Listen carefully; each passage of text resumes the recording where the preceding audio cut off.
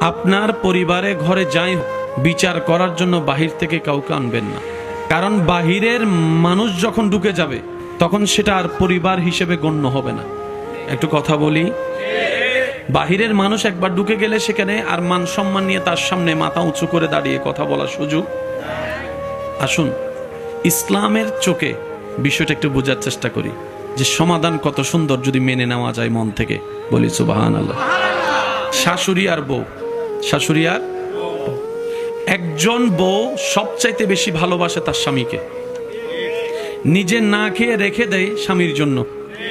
হাজার ক্ষুধা লাগলেও এমন অনেক বোনেরা আছে স্বামী আসতে দেরি করলে ঘরে ঘন্টার পর ঘন্টা না খেয়ে বসে থাকে, ক্ষুধা থাকলেও অপেক্ষা করে স্বামীর সাথে একসাথে বসে খাওয়ার জন্য। সুবহানাল্লাহ।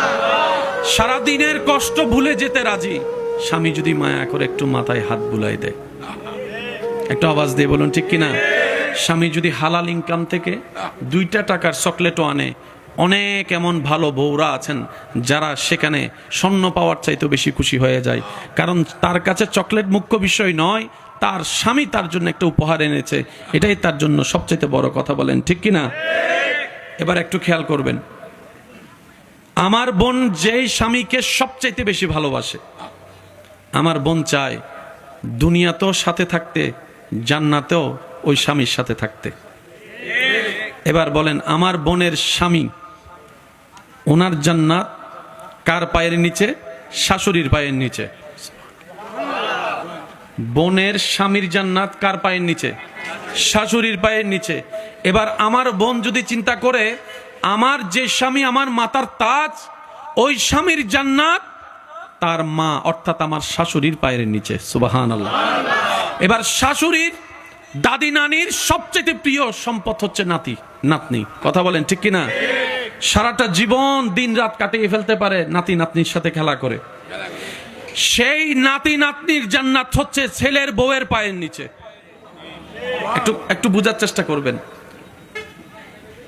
স্বামীর জান্নাত শাশুড়ির পায়ের নিচে, আর নাতি নাতনির জান্নাত ছেলের বউয়ের পায়ের নিচে।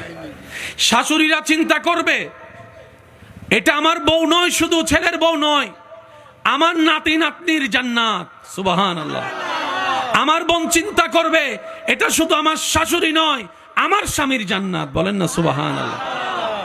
এই চিন্তা লালন করলে প্রথমে তো একদিনে সবকিছু হয় না, এক লাফে তো গাছে ওঠা যায়। আর মনে রাখবেন, মানুষ যখন ভালো হওয়ার চেষ্টা করে তখন শয়তানও তাদেরকে একটু বেশি ভর করে। কথা বলেন ঠিক কিনা? মানুষ যখন ভালো হওয়ার চেষ্টা করে শয়তানও তাকে পিছন থেকে টেনে ধরার চেষ্টা করে। ওই সমস্ত কথাগুলো মাথায় রেখে, ধৈর্যকে সাথে নিয়ে, রবের উপর তাওয়াক্কুল রেখে সুখ শান্তির দোয়া করতে করতে একদিন দেখবেন আপনার ধৈর্যটাই আপনার পরিবারকে অশান্তিময় থেকে শান্তিময় করে দিবে। এবার আওয়াজ দিয়ে বলুন, বান্দা চেষ্টা করলে, দোয়া করলে আল্লাহ চাইলে দিতে পারে কি পারে না? আল্লাহ চাইলে অশান্তিকে শান্তি বানাতে পারে কি পারে না? আল্লাহ পাক চাইলে আগুনকে ফুল বাগান বানাতে পারে কি পারে না? আল্লাহ তাআলা আমাদেরকে আমল করার তৌফিক দান করুন। এই কথাগুলো মাথায় রাখবেন। প্রত্যেকটা সমস্যার সমাধান ইসলামে আছে।